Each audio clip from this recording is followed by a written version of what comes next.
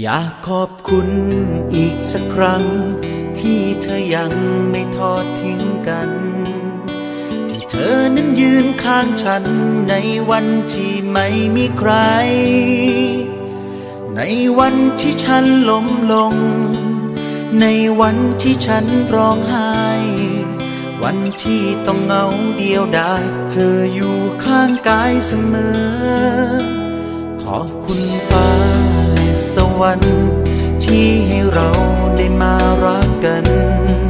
แต่งเติมชีวิตของฉันเติมฝันให้เต็มหัวใจขอบคุณที่เธอรักกันขอบคุณที่เธอมั่นใจด้วยศักดิ์ศรีของลูกผู้ชายให้เธอมั่นใจได้เลยผู้ชายคนนี้สัญญาจะเก็บรักษาใจเธอจะรักให้สมที่เธอมอบใจของเธอให้ฉันจะดูแลรักตัวเธอให้เท่าที่เธอรักฉันตราบใดที่เธอรักกันคำมันคือฉันรักเธออยากขอบคุณอีกพันครั้งฉันว่ามันคงยังน้อยไปในตอนนี้ไม่มีคำใดจะอธิบายใจฉันตอนนี้พูดได้คำเดียว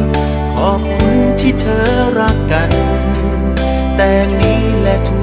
กวันฉันจะรักเธอคนเดียวผู้ชายคนนี้สัญญาจะเก็บรักษาใจเธอ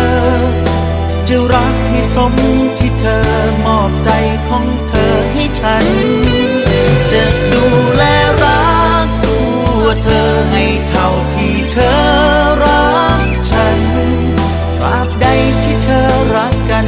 คำมันคือฉันรักเธอ